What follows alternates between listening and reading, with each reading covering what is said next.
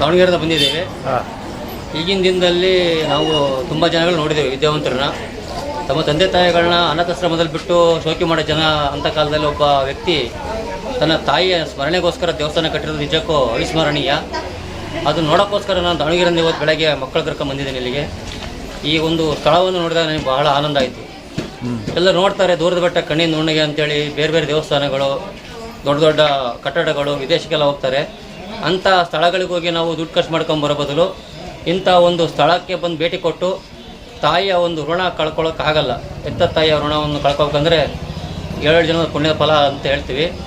ಹಂಗಾಗಿ ತಾಯಿಯ ಋಣ ಕಳ್ಕೊಳ್ಳೋಕ್ಕಾಗದೇ ಇರೋಂಥವ್ರು ಒಂದು ಈ ತಾಯಿಯ ಸನ್ನಿಧಿ ಬಂದುಬಿಟ್ರೆ ನಮ್ಮ ತಾಯಿಯ ಒಂದು ನೆನಪನ್ನು ನಾವು ಮತ್ತೆ ಸ್ಮರಿಸ್ಕೋವಂಥ ಒಂದು ಅವಕಾಶ ಸಿಕ್ಕಂಗಾಗಿದೆ.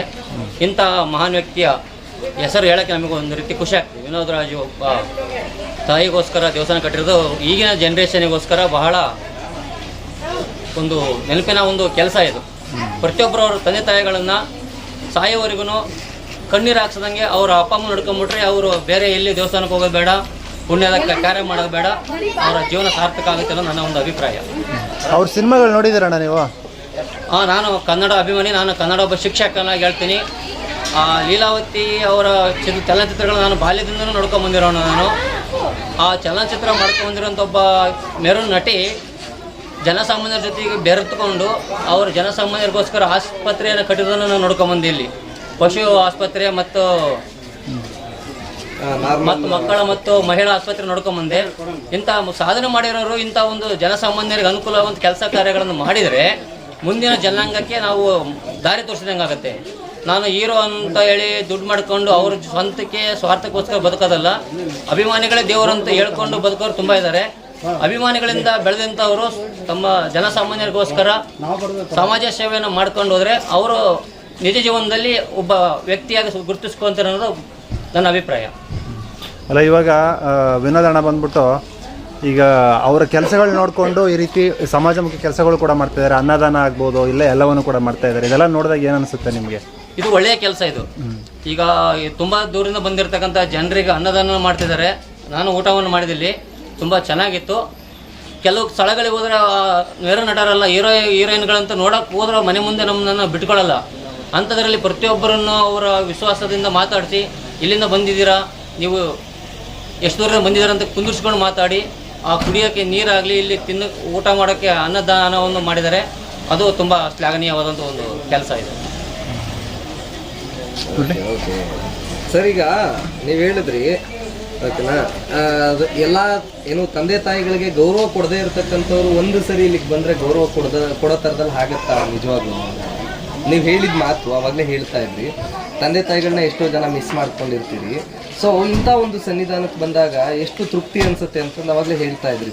ಸೊ ಅದ್ರ ಬಗ್ಗೆ ಸ್ಪಷ್ಟೀಕರಣ ಕೊಡೋದಾದ್ರೆ. ಯಾಕೆ ಅಂದರೆ ಅಂಥ ಕೆಲವರು ಮಕ್ಕಳು ತಮ್ಮ ತಂದೆ ತಾಯಿಗಳನ್ನ ಸರಿಯಾಗಿ ನೋಡ್ಕೊಳ್ಳಲ್ಲ. ಅವರು ಅನಾಥಾಶ್ರಮದಲ್ಲಿ ಬಿಟ್ಟು ಅವರು ಕೆಲವರು ಇರ್ತಾರಲ್ವಾ, ಅಂಥ ವ್ಯಕ್ತಿಗಳೇನಾದರೂ ಇಲ್ಲಿ ಬಂದರೆ ಅವ್ರ ಮನಸ್ಸು ಬದಲಾಗಬಹುದು. ಯಾಕೆಂದರೆ ಒಬ್ಬ ವ್ಯಕ್ತಿ ತನ್ನ ತಾಯಿ ನೆನಪಿಗೋಸ್ಕರ ದೇವಸ್ಥಾನ ಕಟ್ಟಿದ್ದಾನೆ.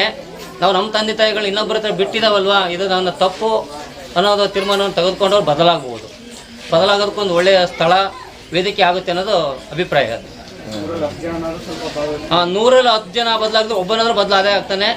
ಅಂತ ಒಂದು ಒಳ್ಳೆ ಕೆಲಸವನ್ನು ವಿನೋದ್ ರಾಜು ಅವರು ಮಾಡಿದ್ದಾರೆ.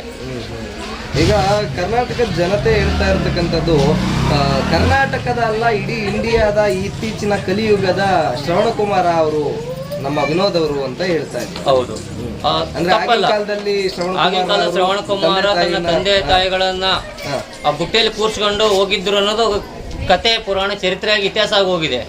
ಬಟ್ ಈಗಿನ ಕಲಿಯುಗದ ಶ್ರವಣಕುಮಾರ ಅಂದ್ರೆ ತಪ್ಪಾಗ್ಲಾರ್ದು. ಒಬ್ಬ ತಾಯಿಯ ನೆನಪಿಗೋಸ್ಕರ ದೇವಸ್ಥಾನ ಕಟ್ಟಿದಾರೆ ಅಂದ್ರೆ ಇದು ಸಣ್ಣ ಕೆಲಸ ಅಲ್ಲ, ಇದು ತುಂಬಾ ಅತ್ಯುತ್ತಮವಾದ ಒಂದು ಕೆಲಸ ಇದು.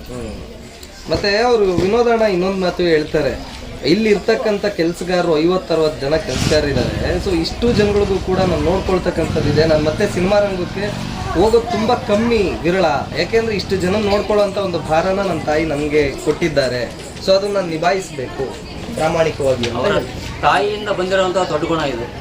ಎಷ್ಟೋ ಜನರು ಒಂದು ಚಲನಚಿತ್ರ ಮಾಡಿದ್ರೆ ನಾನು ಹೀರೋ ಅನ್ಕೊಂಡು ಬಿಲ್ಡಪ್ ಕೊಟ್ಕೊಂಡು ಹೋಗೋರು ಇಂಥ ಕಾಲದಲ್ಲಿ ಅವ್ರ ಕೈ ಕೆಳಗೆ 50 ಜನ ಕೆಲಸ ಮಾಡ್ತಿದ್ದಾರೆ ಅಂದ್ರೆ, 50 ಜನ ಕೆಲಸ ಕೊಟ್ಟಿದ್ದಾರೆ ಅಂದ್ರೆ ಅವರು ಈಗ ನಿಜವಾಗಿ ಹೀರೋ.